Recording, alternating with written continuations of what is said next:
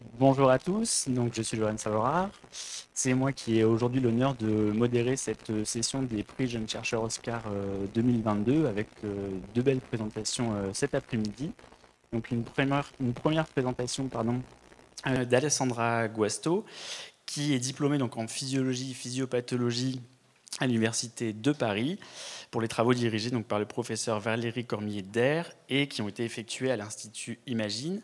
Donc, Alessandra a poursuivi une première formation à l'Université de Milan avant de venir en France et à l'Institut Imagine pour y effectuer un master, puis ses travaux de thèse et enfin un post-doctorat. Et elle va donc nous présenter aujourd'hui les travaux qui font l'objet de son post-doctorat portant sur l'implication du gène SLS10A7 dans la chondrodysplasie.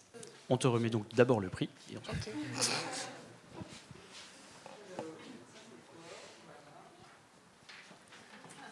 L'Oscar. Alors, voilà. Merci.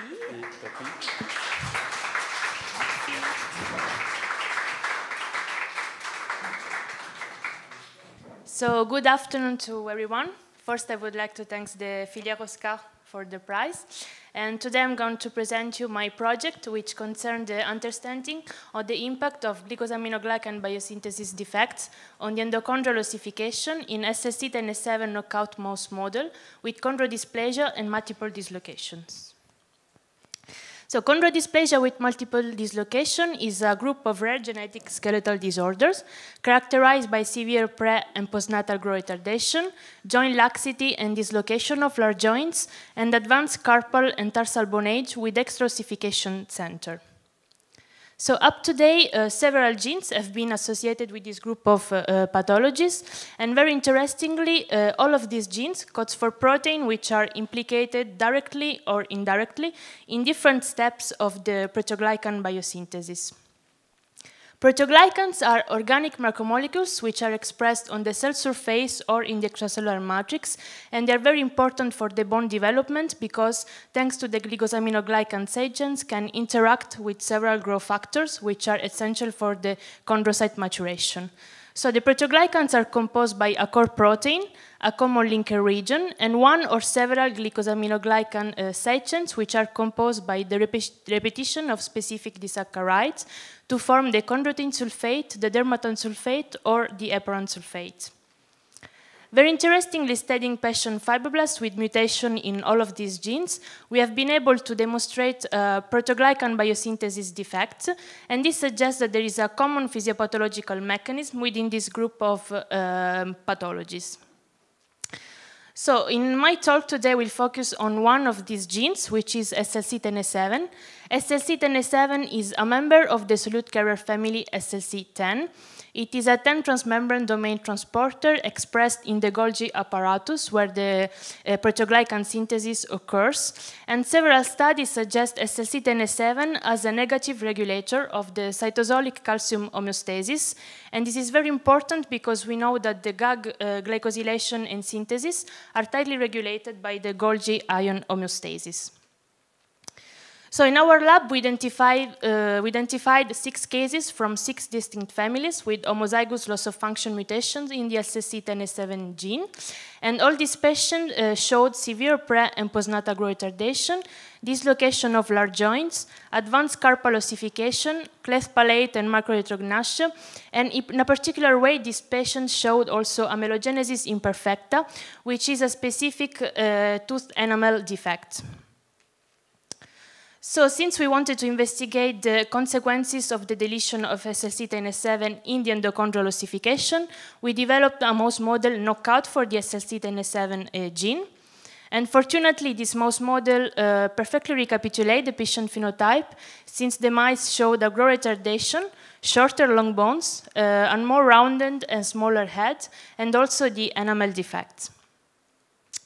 So in my project, I mostly focus on the endochondral ossification, and to do this, I collected femurs from our mouse model at different steps of the development in antenatal and postnatal stages.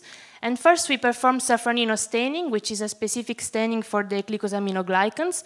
And as you can see here on the right, the staining is less intense in the knockout mice compared to controls at all the steps of the development. And this confirmed that we have a proteoglycan synthesis impairment. Then we analyzed the length of the growth plate, and as you can see here in the graphs, the length of the growth plate is significantly reduced in the mutant mice compared to controls, already in the antenatal stages, confirmed that this phenotype is already present in antenatal. Then we focus on the three different zones of the growth plate, the resting, the proliferative, and the hypertrophic zone. And what we found is that we have a significant reduction of the proliferative zone length in the two first steps of the development, but the most affected zone was the hypertrophic zone, where we found the most differentiated chondrocytes. And as you can see in the graphs, the length of the hypertrophic zone length is significantly reduced at all the steps of the development, and this reduction is progressive. So the hypothesis is that we have an impairment of the chondrocyte maturation. To confirm this hypothesis, we first perform collagen type 10 staining, which is a specific marker for the hypertrophic chondrocytes. And as you can see here, the staining is significantly reduced in the knockout mice compared to controls. And this confirmed that we have an impairment of the chondrocyte maturation. So since we wanted to investigate more in details this chondrocyte maturation defect, we cultured in vitro the chondrocyte isolated from the cartilage parts of the ribs of our mouse model, and we differentiated the chondrocyte for several days, which corresponds to the different type of chondrocytes. At D0 and D10 of differentiation, we have mostly proliferative chondrocytes, and at D14 and D20, we have prehypertrophic and hypertrophic chondrocytes. So we first tested the proliferation of the chondrocyte, both in vivo in the growth plate and in vitro in our chondrocytes, but we didn't find any significant difference between the wild type and the knockout mice, and this means that even if we have a reduction of the proliferative zone length, this is not due by a proliferation defect. On the other hand, we wanted also to test the apoptosis, and we did it in the growth plate and in vitro. And as you can see here, in the hypertrophic zone of the knockout mice, the apoptosis is more important compared to the controls at all the steps of the development. And this result was also confirmed in vitro in the prehypertrophic chondrocyte. So this means that maybe the reduction of the hypertrophic zone length is due by an increased apoptosis of the hypertrophic chondrocytes. Then we wanted also to investigate the proteoglycan biosynthesis in our cell model. So we first performed Alcian blue staining, which is a specific staining for sulfated proteoglycans. And as you can see on the right, the Alcian blue staining is significantly reduced in the mutant chondrocytes compared to controls, and this further confirmed the proteoglycan impairment. And then we investigated more in detail the heparan sulfate and the chondroitin sulfate, which are the most important glycosaminoglycans in cartilage.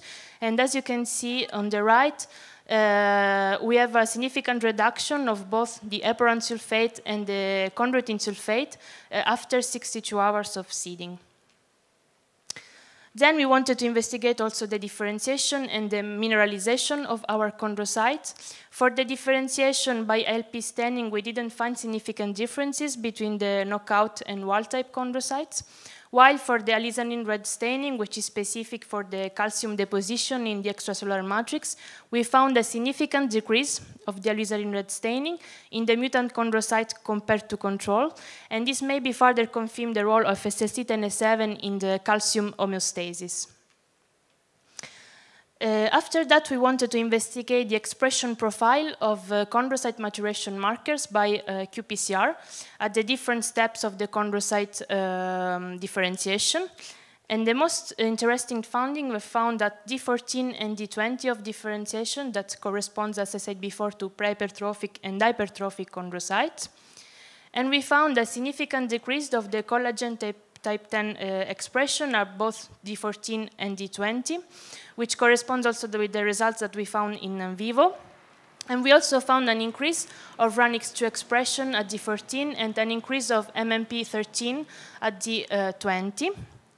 So knowing that collagen type 10 is expressed mostly by hypertrophic chondrocytes, and MMP13 and RANX2 are mostly expressed by late hypertrophic chondrocytes and preosteoblasts, we hypothesized that the reduction of the collagen type 10 expression and the increase of the metalloproteinase 13 RANX2 expression suggest an acceleration of the maturation of the knockout chondrocytes compared to the wild-type chondrocytes. So after that, we wanted also to investigate which signaling pathway could be involved in this chondrocyte maturation defect. So we tested several growth factors in our cell model. Here we show you just the stimulation with BMP2 and TGF-beta1. So we treated the cells for 14 days with these two growth factors. And as you can see here, after TGF-beta stimulation, we have an inhibition of the chondrocyte maturation as expected, but we didn't find significant differences between the wild type and the knockout chondrocytes, while after stimulation with the BMP2 growth factor, we have a kind of restoration of the phenotype, because as you can see here on the right, we have the Alcyon blue staining, so the production of the proteoglycans is quite restored in the knockout compared to the wild type after BMP2 treatment. And the same result was found for the alizarin red staining. We have a kind of a restoration of the mineralization. So maybe this pathway is involved in these processes. And then we'd also perform qPCR for the different chondrocyte differentiation marker after treatment with BMP2 and TGF-beta. And as you can see here on the top, we found a significant increase of the collagen type 1 expression in the knockout chondrocytes compared to controls after BMP2 stimulation, which maybe correspond also with the increase of the mineralization, a decrease of the collagen type 10 expression, and finally, after TGF-beta stimulation, we found a significant increase of the metalloproteinase 13 in the wild type, but not in the knockout. So in conclusion, maybe this two signaling pathway can be involved in this chondrocyte maturation impairment. So in conclusion, in our SST10A7 knockout growth plate, we found a disorganization which is already present in the antenatal stages. The hypertrophic zone seems to be the most affected one. And in our SST10A7 chondrocytes, we found that both proteoglycan biosynthesis and the extracellular matrix mineralization are affected. The chondrocyte maturation is strongly affected, and we hypothesize an acceleration of the chondrocyte maturation. And now what we are doing is to collect the cells to perform RNA sequencing in order to study all the signaling pathway that could be involved in this process after stimulation with the different growth factors, and we will try to confirm these results by qPCR and Western blot. So I would like to thank you for your attention, and I will be glad to answer to your question.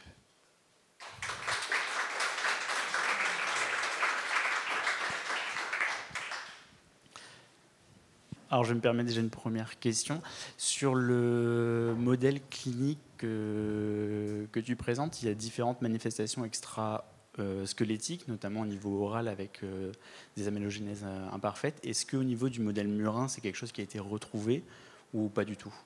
Oui, comme j'avais montré quand j'ai récapitulé le phénotype des patients, donc le défaut dentaire, c'est un défaut qu'on retrouve aussi dans le modèle murin, et c'est très important parce qu'en fait, on pense que le défaut de minéralisation des mailles dentaires, c'est dû plutôt au rôle de CC17, vu qu'on hypothèse un rôle dans l'homostase du calcium. Donc c'est peut-être pour ça aussi que le tissu dentaire est affecté dans ces patients et du coup de conséquences dans le modèle murin.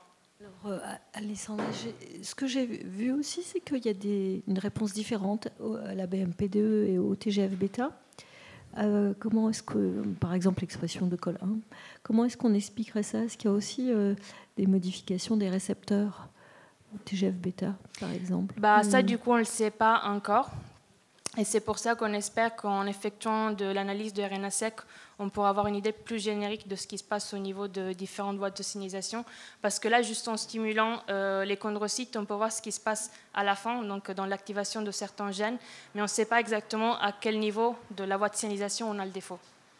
Donc c'est peut-être plutôt que les récepteurs, c'est peut-être dû vraiment aux facteurs de croissance, parce que vu que les protoglycans interagissent avec les facteurs de croissance, c'est peut-être plus dû en une circulation des facteurs de croissance, c'est pas vraiment le récepteur, mais ça on ne peut pas le dire juste avec l'expérience qu'on a effectuée.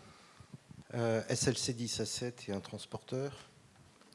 Comment vous faites le lien entre ce que transporte SLC10A7 et les conséquences que vous observez? Et au-delà, dans le Golgi, qu'est-ce que transporte SLC10A7? Bah ça, on ne sait pas encore. On sait que SLC10A7, c'est un transporteur, mais on ne sait pas encore de quel type de molécule. Et après, il y a quand même plusieurs études qui ont montré vraiment un rôle de SLC10A7 dans l'homéostase du calcium, parce qu'on pense inhiber différents transporteurs dans le Golgi. Mais encore, on ne sait pas exactement le rôle précis de SLC10A7. Donc ça, on ne sait pas encore quel type de molécule est transportée. Est-ce qu'il y a d'autres anomalies dans d'autres organes? Alors, dans les patients, il y a aussi des anomalies extrasquelettiques qui sont assez variables.